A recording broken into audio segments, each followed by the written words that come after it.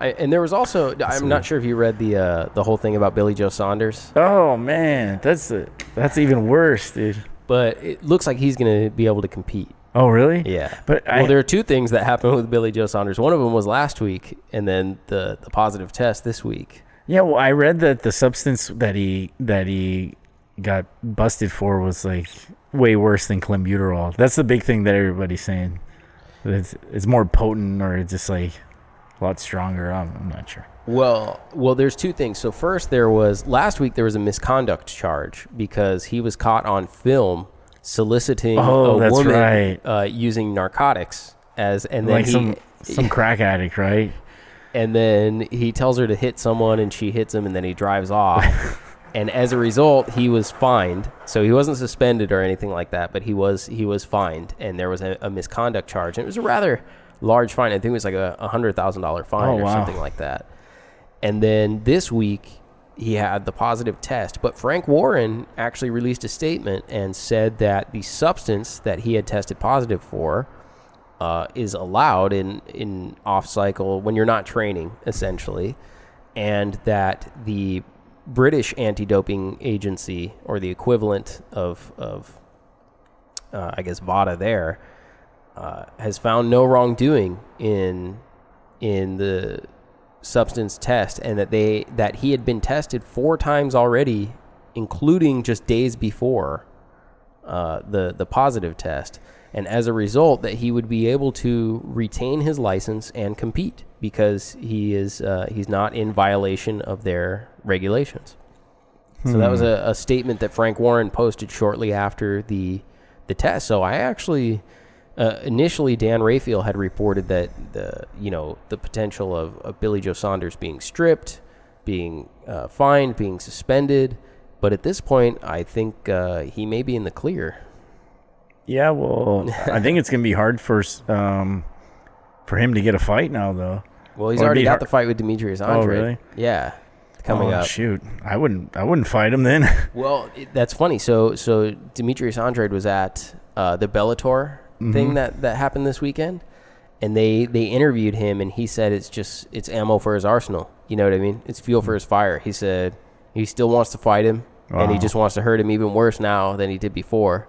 And he thinks that it's silly that he has to take performance enhancers too. Well, I've got to look into that actual drug that he's taking, that performance enhancing drug, and see what it's known for, what the benefits are. Because that's total horse crap. You can't you shouldn't be able to take it at any point. Yeah, so it's one that I'm not as familiar with it as I am with clenbuterol, like when we talked about Canelo and what that substance was for. But I'd have to research. What do you mean that it's okay to take it when he's like off cycle? When he's not in training camp? Yeah, a week before, like 2 weeks before the fight, does he have like a certain time frame where he has to test clean? Let me see if I could find it. But Frank Warren basically released a statement, and I'm paraphrasing, but ultimately the gist of the statement was that the particular product that he tested positive for, his verbiage was this: the product concerned is permitted to be used out of competition by the United Kingdom Anti-Doping Agency. So out of competition, it is a permitted product. Well, what's the definition of out of competition? That's a good question. I don't know. That will be a regulation that's defined by the British Anti-Doping Agency. Like if you don't take it the day before, or the day of your fight, or the day before your weigh-in, or you have a training camp. Most training camps are going to be like 8 to 10 weeks, sometimes a little bit more, sometimes a little bit less, depending.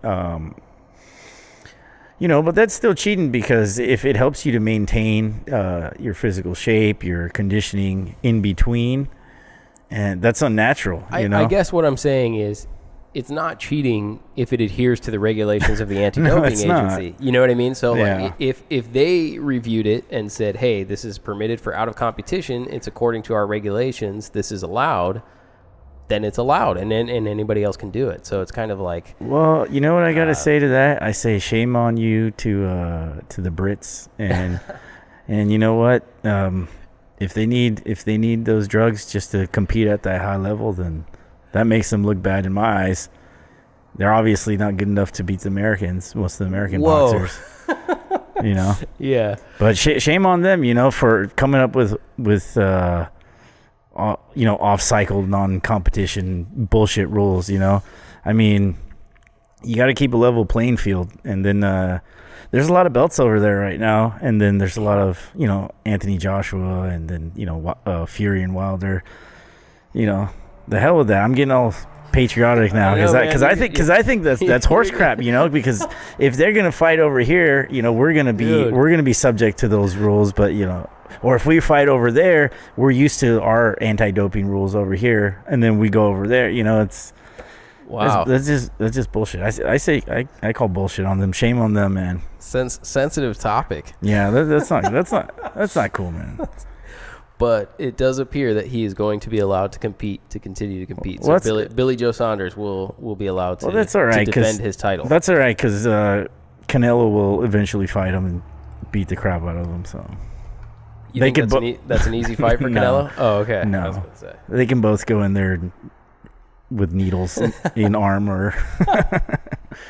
They can both go in there. There's an even playing field. Yeah, for there you. You go. It's even. Just juice them up, both of them, and see how good they can get. See how it goes. Yeah. Oh my goodness. It's fun. But yeah. So those are the non-fight related topics that occurred. All right. This week, Billy Joe Saunders, of course, Victor Ortiz, and HBO boxing. So a lot of really negative things here in the. Andrew agrees with you, by the way.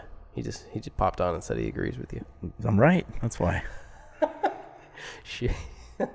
The thumbnail for this portion of the segment is going to be your picture, and it's going to be the quote, "Shame on the Brits." Just shame on them or whatever. Absolutely. I'm going to go back and pull that quote for the thumbnail. You know what, man? And I'm going to say something right now. Being that those rules are what they are over there.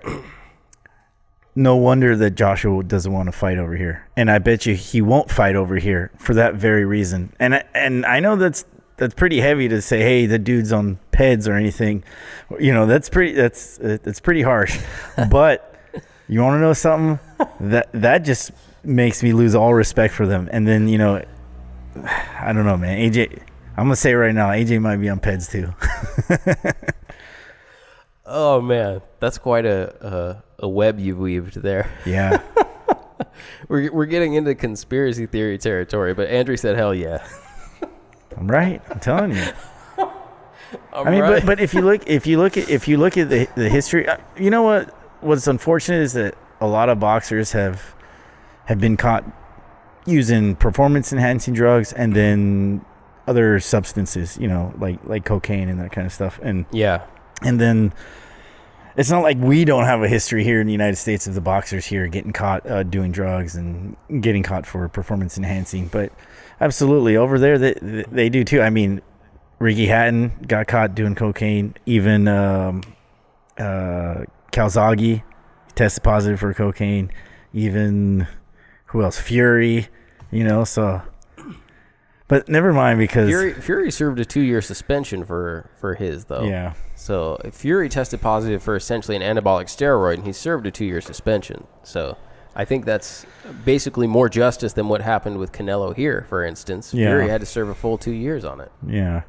Well, that's another point too, because I think Billy Joe should have something happen to him. I think, right? Yeah, I mean, some kind of punishment. Yeah, Canelo essentially got a 6-month suspension that all it did was help his chances. They help him rehab his knee. Yeah, helps him rehab his knee. Makes Triple G 6 months older. He basically got a forgiven use of clenbuterol, and he tested positive twice. Yeah. Well, so I think there's some. Yeah. On both sides of the fence, it can be a little bit shaky. Yeah. On both sides of the pond, there can be some. Yeah, ups you're and right. downs. You're right.